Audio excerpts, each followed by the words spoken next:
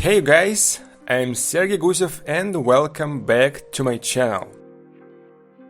Today I'm going to paint a seascape because I thought it would be interesting to have something else on my channel, not just portraits, but a landscape, and probably you would be interested in painting a seascape. So let's get started.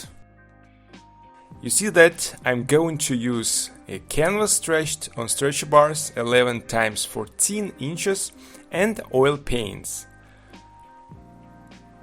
In the beginning I'm going to paint with a bristle brush, just blocking in two big spots, the sky and sea. And I also stained my canvas in the beginning.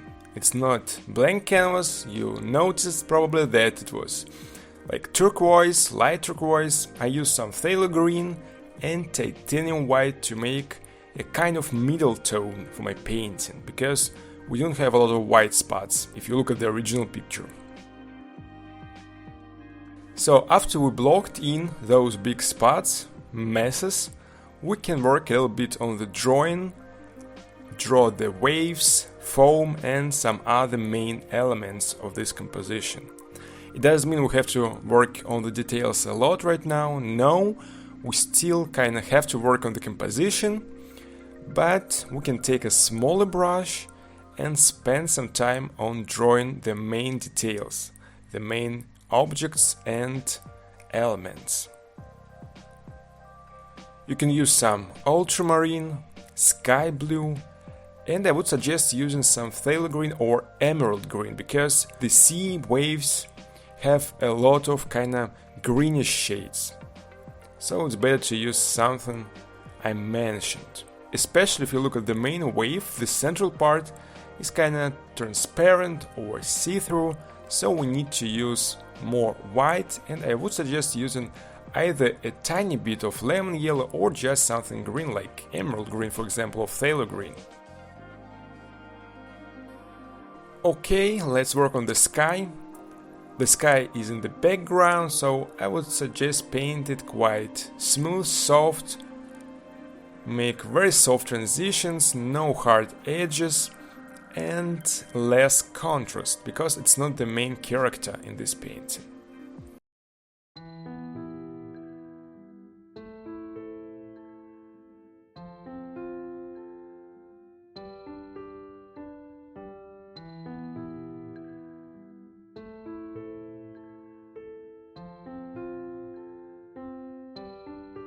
Always remember that we have a foreground and background, so in the foregrounds we paint with more attention, more contrast, and the backgrounds are usually softer and we spend less time and also less attention for the backgrounds.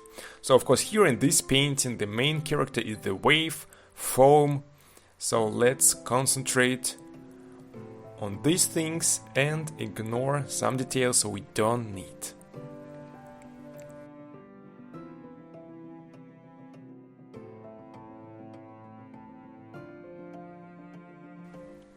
You can use even a tiny brush like I'm doing right now with a soft pointed tip, synthetic brush to draw those small things on the foreground.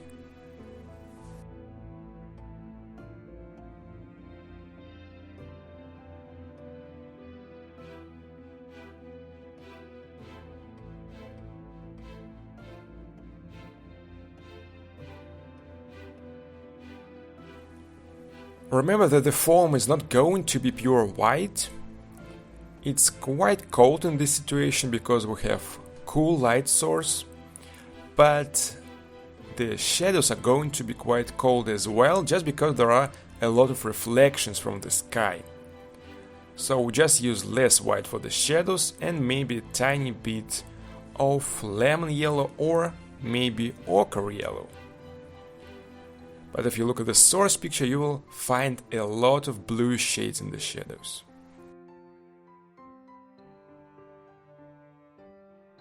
Let's spend some time on the details in the foreground. They are quite important. So if we can ignore something happening in the sky here, in the foreground, we have to paint quite a lot of details and finish them quite well, because this is the main part of this painting. So spend time, actually it takes time, so just relax, have fun, and paint those tiny water drops. We have a lot of them over there.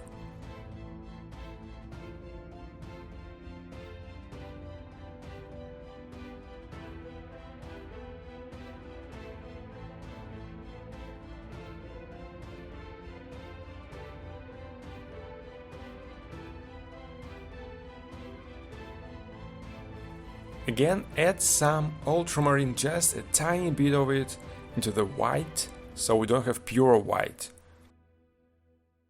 Great, I think it's going quite well.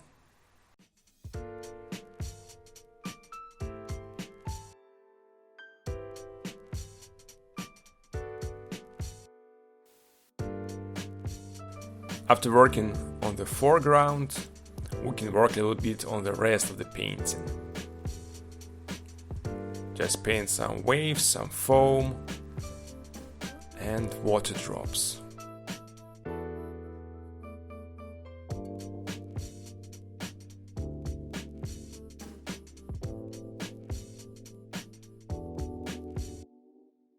And I think it's time to make the sky more detailed and just better finished.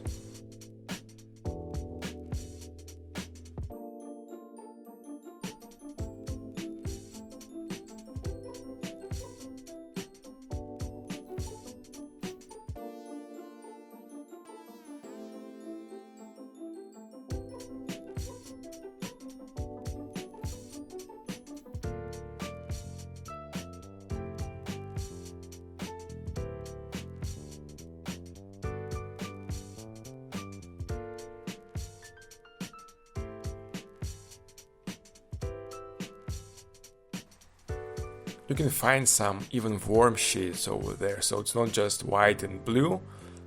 I use some ochre and burnt sienna over there.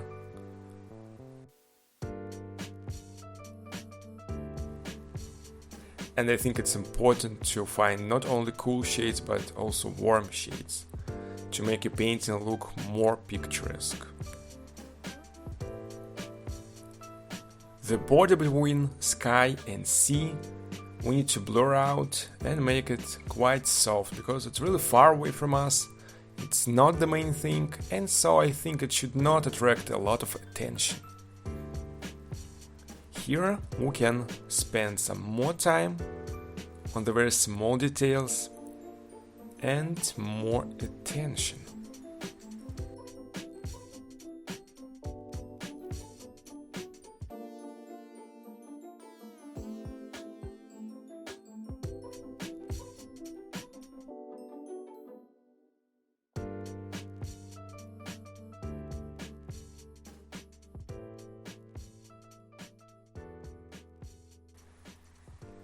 Right now I'm just working on the very small details, almost invisible, but I need to make some touch-ups here and there to make this painting look more realistic and finished.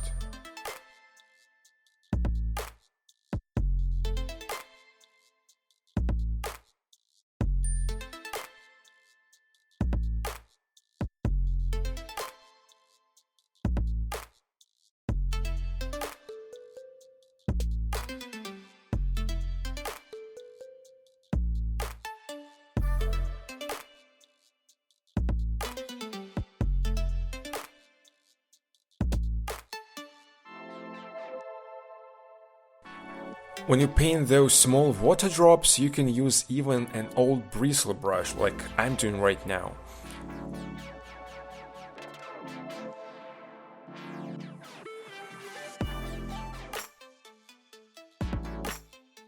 You can make really interesting textures using old brushes, and here we actually need some nice textures, more complicated brush strokes, so you can find something old, like a bristle brush, middle size, and paint those small water drops. And by the way, you can see that they're not just white, some of them are quite cold and greenish. You can mix white with phthalo green or emerald green, and paint some drops around.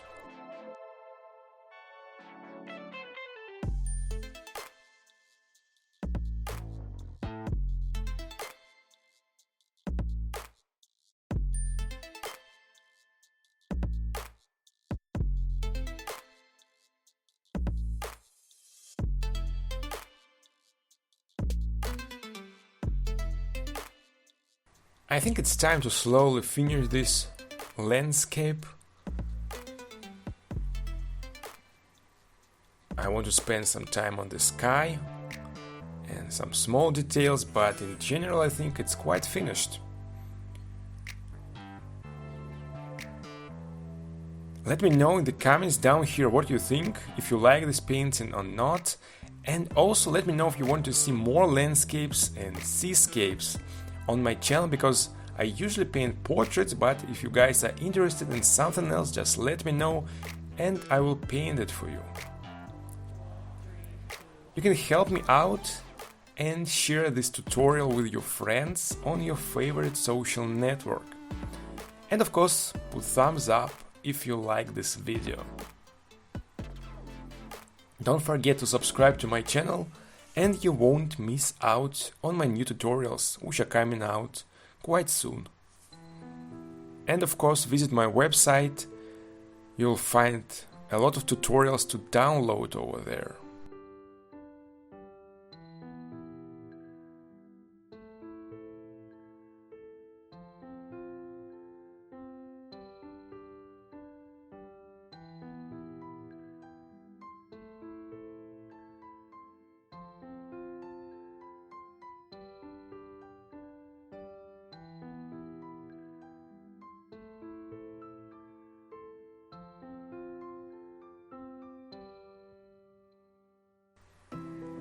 I think I'm going to make some final touch-ups, and that's it.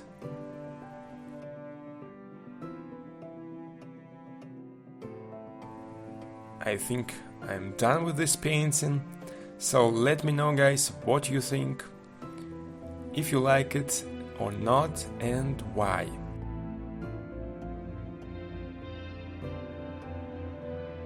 Also, don't forget to subscribe to my Facebook and Instagram accounts. Okay, I think that's it for today. I wish you good luck with your own artworks, guys, and see you soon in my next episode.